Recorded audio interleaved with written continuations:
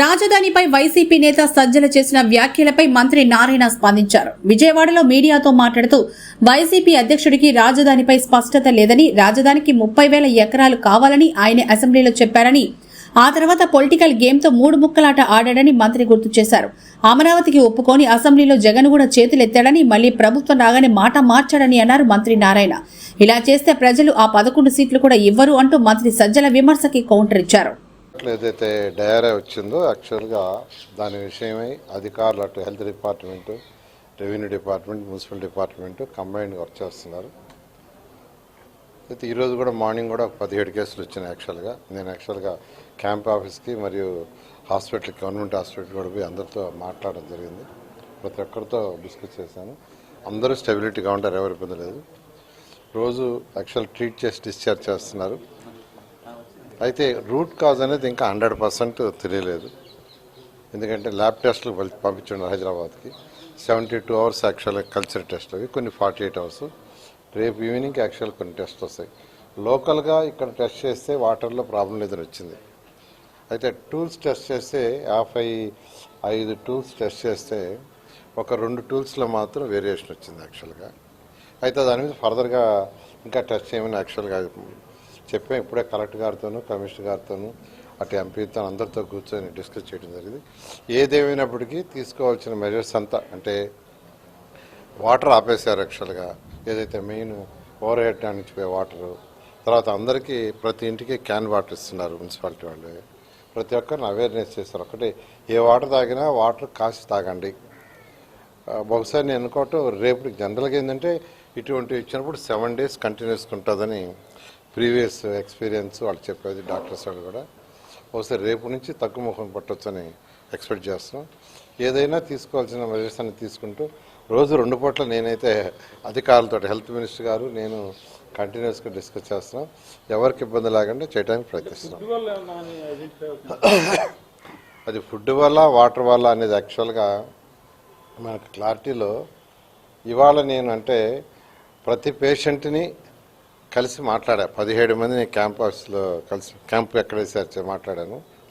అదేవిధంగా government hospital 2 వార్డులలో ఉన్న ప్రతి ఒక్కరిని కలిసి మాట్లాడా. ఏం ఫుడ్ తిన్నారంటే కొంతమంది ఫుడ్ ఏమో బయట వినాయక చవితికి తిన్నారు. అయితే ఈ వచ్చిన వాళ్ళల్లో ఫ్యాక్ట్ ఏంటంటే 75% ఇంట్లో ఫుడ్డే తిన్నారు, 75% ఇంట్లో ఫుడ్డే తిన్నారు. అందువల్ల ఫుడ్ వల్ల అనేది కాకపోవచ్చు అని మేము యాక్చువల్గా ఇవాళ కన్క్లూజన్కి వచ్చాము. సో వాటర్ దాని మీదే మోర్ కాన్సన్ట్రేషన్ చేసి దాని మీదే చేయడం జరుగుతుంది. అంటే వాళ్ళకి అసలు ఒక స్టెబిలిటీ లేదు. ఆ పార్టీకి ఒక స్టెబిలిటీ, ఒక నిలకడ, ఒక మాట. ఎందుకంటే 2014-19లో ఆ రోజు ప్రతిపక్షంగా ఉన్నాడు. ఈరోజు ప్రతిపక్ష నాయకుడు కాదు. ప్రతిపక్ష నాయకుడిగా ఉన్నప్పుడు అమరావతి క్యాపిటల్ అని ఆయనే స్వయంగా యాక్చువల్గా చెప్పడం జరిగింది. 30,000 ఎకరాలు కావాలనే దాన్ని కూడా ఆయనే చెప్పడం జరిగింది. మళ్ళా 19-24 వచ్చేలాగా మాట మార్చారు.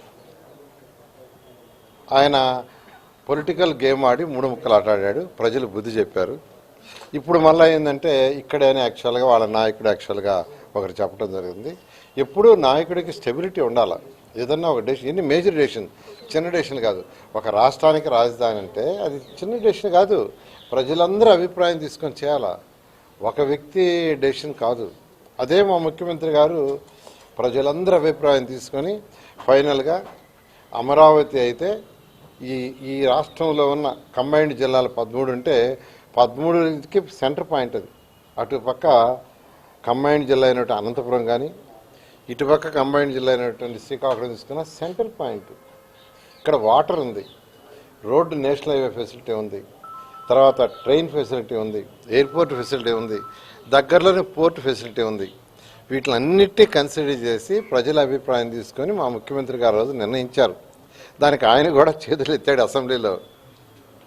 ప్రభుత్వం మారంగానే, ఆయన ప్రభుత్వం రాగానే మార్చేశాడు. మళ్ళీ ఇప్పుడు ప్రభుత్వం ఉంది కాబట్టి మళ్ళా మాట. ఇది కరెక్ట్ కాదు.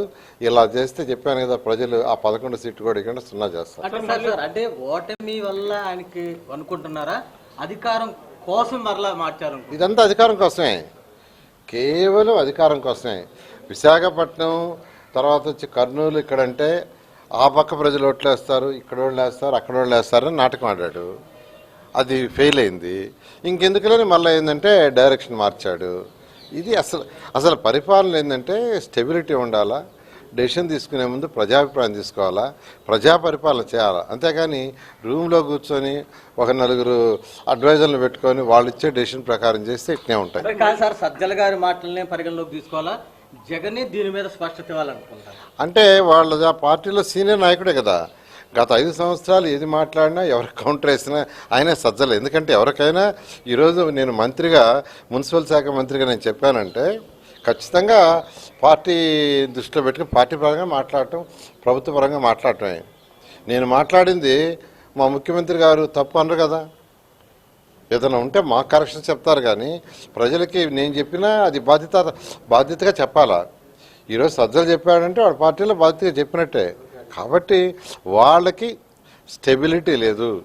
వాళ్ళకి ఏం చేయాలనేది ప్రజాభిప్రాయం తీసుకొని చేయటం ఎప్పుడు. ఎందుకంటే అసెంబ్లీ అనేది ఏంది, రాష్ట్రంలో ఉన్న 175 కాన్స్టిట్యున్సీలో మెజారిటీ కాన్స్టిట్యున్సీ యొక్క వాళ్ళ అభిప్రాయాలు, వాళ్ళ ఆలోచనలు తీసుకొని ప్రజలకు ఉపయోగపడే చట్టాలు చేయటం.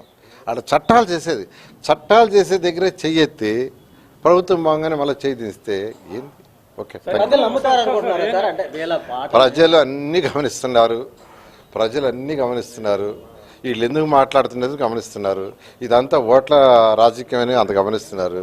ప్రజలే బుద్ధి చెప్తారు. ఇప్పుడు మచిలీపట్నం, తెనాలి మళ్ళీ కొత్తగా చేరాయి. నిన్న సీఎం కూడా మహానగర విస్తరణలో గుంటూరు, విజయవాడ, తెనాలి అన్నారు. వైసీపీ కూడా మచిలీపట్నం వరకే.